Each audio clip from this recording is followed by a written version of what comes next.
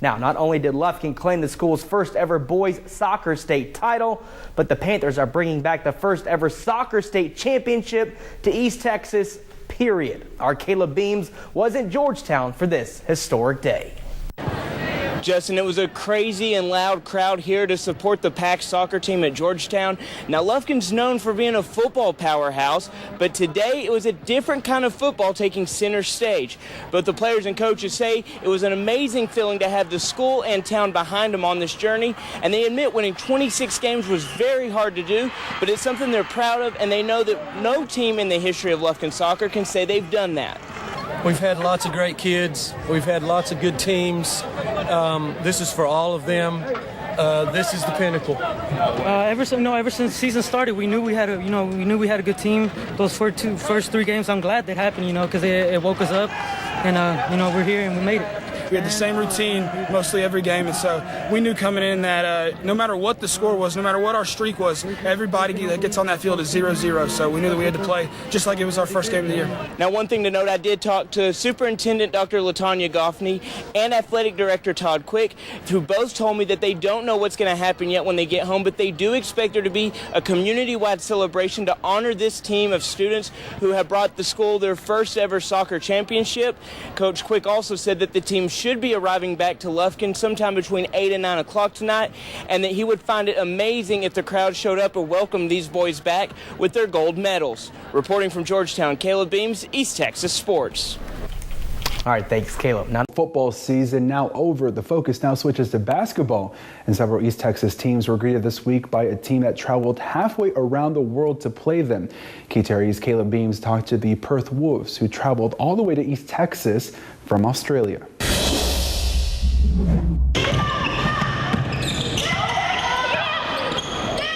Livingston's annual basketball tournament has an international flair to it this year. Meet the Wolves, a group of high school students all the way from Perth, Australia.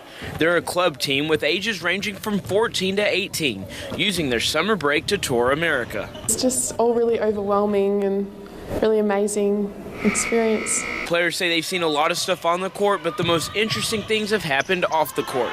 Food, so much. And we saw a squirrel on the side of the road, and we don't have those. The driving, different sides of the road, we drive the opposite side, so it's been really different, and we always think we're going to crash, but we're not, and yeah, it's getting a bit scary. They also say the game is a lot faster than what they're used to back home, and the coaching staff also finds it different as well. The refereeing is a lot more, I'd say, lenient compared to where we come from, where it's very tiggy touchwood. It's I like it here though. I like the physicality. I think they let the game flow a bit more, and there's a lot more hardness in the game. The Australian players here say it's more than just about getting the W. It's also about advancing the sport in the land down under. The skill level, it shows us how much we need to develop as players as well, and as a country, I guess, too. I thought I played with a lot of intensity, but then I've come here and watched the girls play, and they're just they're crazy. They really want that win. An intensity they hope will travel back home with them. In Livingston, Caleb Beams, KTRE, East Texas News 9. The Wolves have also played in New York, and they will travel to California and Hawaii before heading back home just in time for school. If you'd like to see them in action, the girls team play again tomorrow at 8 in the morning at Livingston Junior High. We'll be right back. Dallas Cowboys beat the Detroit Lions 24-20 Sunday. No one in Angelina County may have been more excited than Joe Cates. Cates has been given the reputation of being the biggest Dallas fan in Lufkin. KTRE's Caleb Beams talked to Cates about the exciting win and where the team goes from here.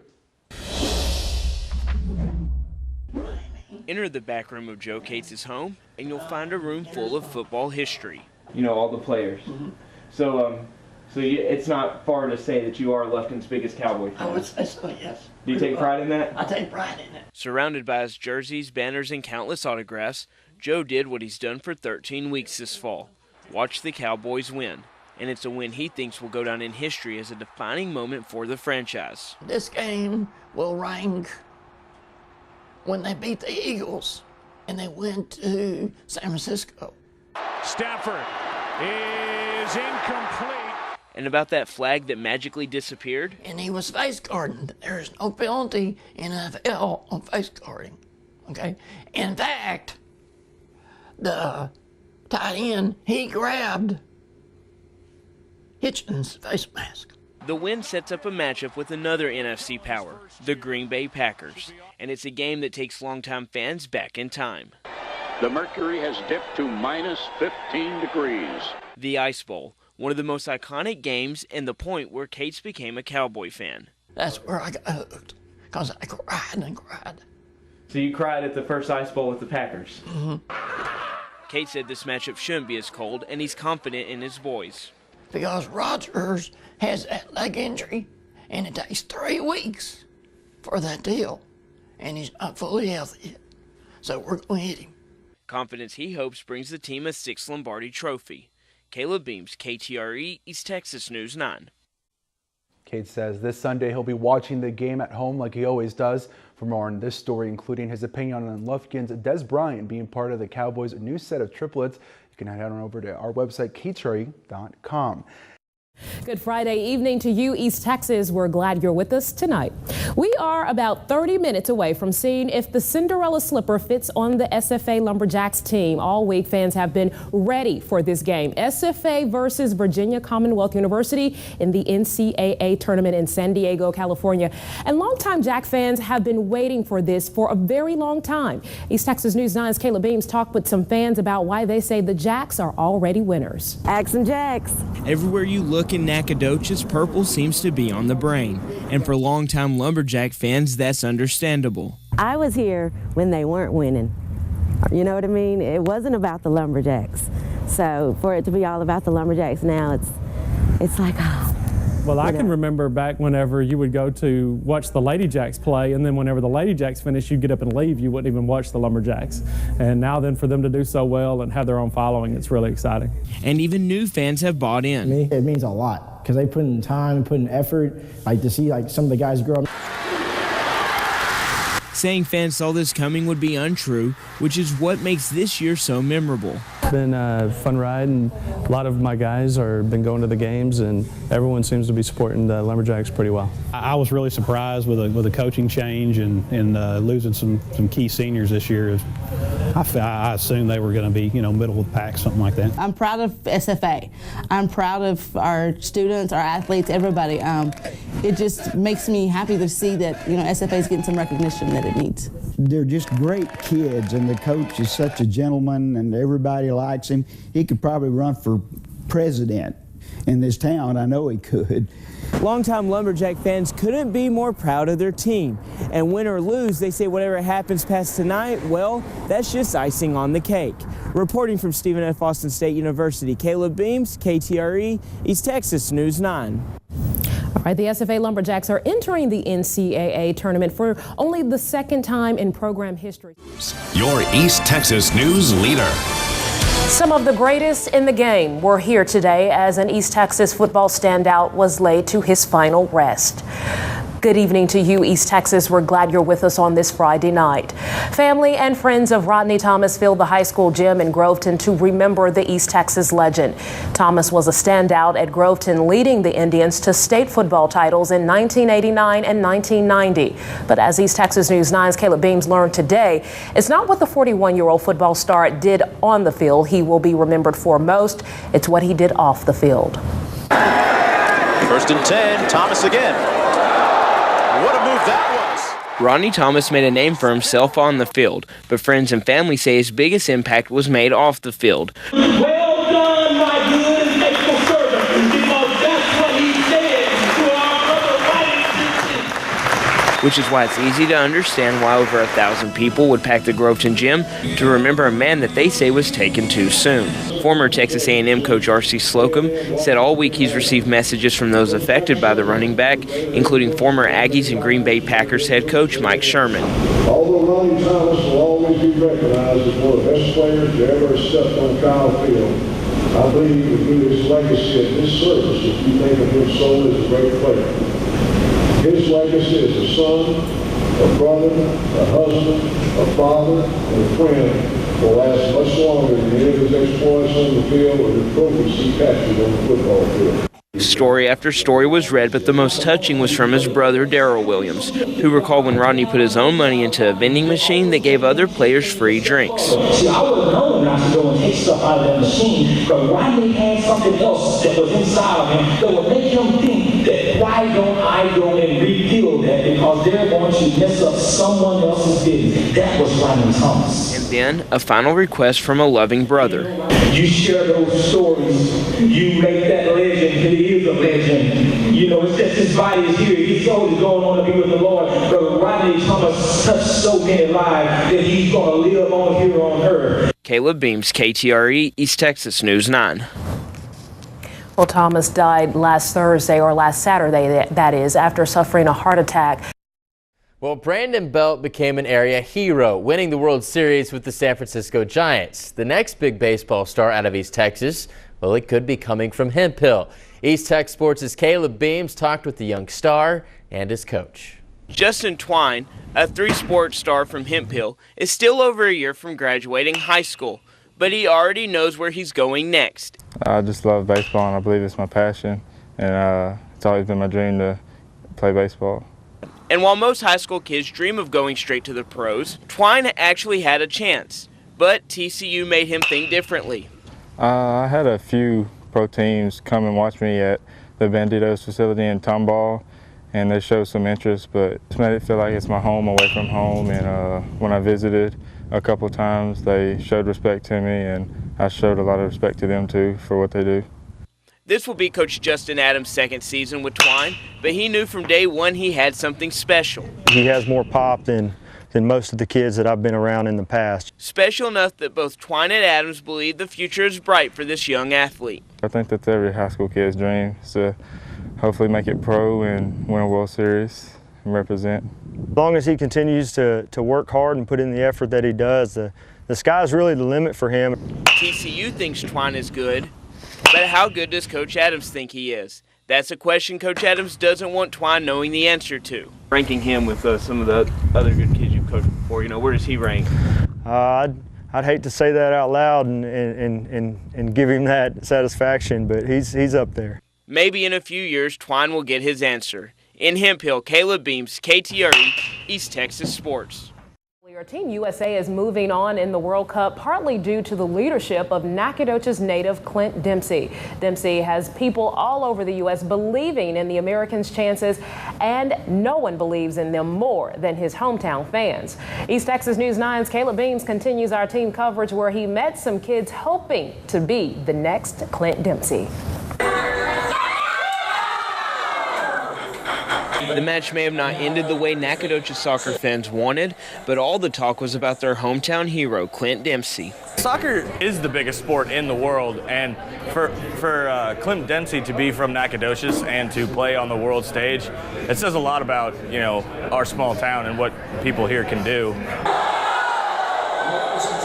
Future soccer stars at the Bonita Creek Watch Party looked at the U.S. captain as a motivator. He's so special because he can score in games and he has good attack, and he's really fast with the ball and he can shoot. Down North Street at Flashbacks, fans in attendance know Dempsey carries their town on his shoulders. He's given a lot back to the community with the Clint Dempsey fields and stuff like that, so it's good to be able to bring our support here locally and get to watch him on the world stage. He was already setting a good example as he was in school here and in his college career, and to see him go further, it just brings such pride to Nacogdoches and to and hope for our future students and participants in our soccer programs. Despite the loss, Dempsey is still a hero. This World Cup is going to end with USA just getting a lot of attention because they played good, and they're really going to become more popular. I'm happy for the USA even though if they lose. In Nacogdoches, Caleb Beams, KTRE, East Texas News 9. It's spring practice time, and with kickoff 5 months away, the SFA Jacks are starting to form a team bond. But for the Allen brothers, that bond is already there. All our life, we started out with Pee Wee football, then went to middle school, then high school. Now we're here. Jamal and Jabraylin are not just brothers, they're identical twins. And when I say identical, I mean identical. Both 6'1" and both 200 pounds. The only thing different, their positions.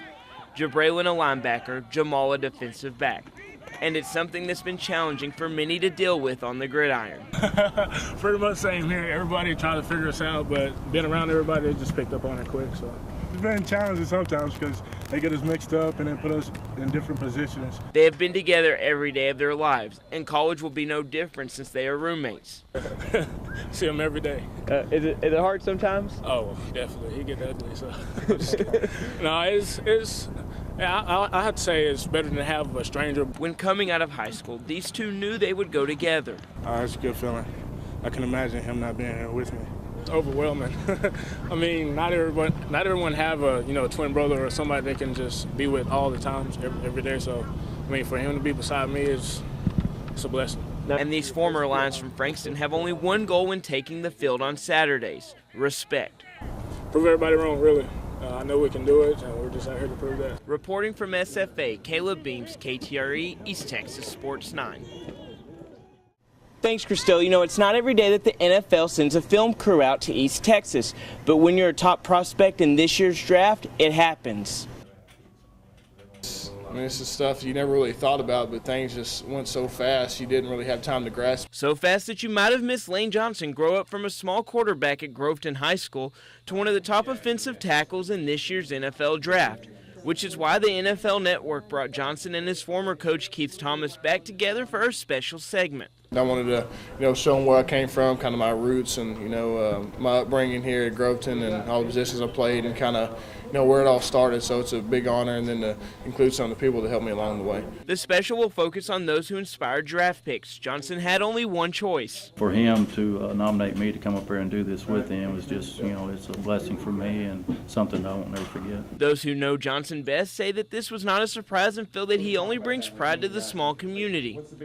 This is a very big privilege for Groveton, and it puts Groveton on the map. It's exciting. I'm excited to walk this path with him and see where it takes us. And Johnson loves the fame he's getting, but says he always looks to inspire those from Groveton. And I was a kid, and I didn't have really any offers out of high school, and I just kept working and kept staying hungry and determined. And when you make sacrifices like that and put a lot of dedication into what you want to do, things will pay off. No matter where he lands next, be it sunny Jacksonville, Florida, freezing Buffalo, New York, or under the bright Broadway lights in New York City, Johnson promises to keep his hometown Groveton close to his heart. I'm a country boy at heart. I enjoy small towns, and that's where I've been my whole life. So, I'll definitely be in a city now playing, but during the off season, I'll plan on coming home. Christy Rich would lose her hair after being diagnosed with ovarian cancer in January, and her son's basketball team would step up and band together to honor her. I'm proud of him because you don't know how they're going to react. So I'm proud that he did it for me, but I'm proud that they did it for him and me. Last Monday, while Rich was driving home from her treatment in Houston, the entire team decided to shave their heads, bringing a response her own son says was emotional. She's been there backing us up. It means a lot to her seeing us back her up. As in her words, there wasn't a Kleenex left in the car because she was coming home from Indiana that day, and it was just really hit her hard. But it just means a lot knowing that everybody else has her back. And how do the other seniors feel? It wasn't hard at all. I mean, Miss Rich has been there throughout my whole life. I grew up with Taylor, and she's always been there supporting us, so it wasn't very hard at all to shave our heads. Miss Rich, she's like my second mom. She's just an amazing person. If somebody can make it through cancer, surely a team like us can fight through 2 tough games to make the playoffs and do it for somebody like this. And their run for the playoffs continues tonight in Grapeland. The Lions are on the outside looking in, but still have a shot. But no matter the outcome, a bigger lesson has been learned. There's bigger things than the win on the court. There's life out there. And they've shown that they know that by doing this. A lesson we could all learn. In Lovelady, Caleb Beams, KTRE, East Texas News 9.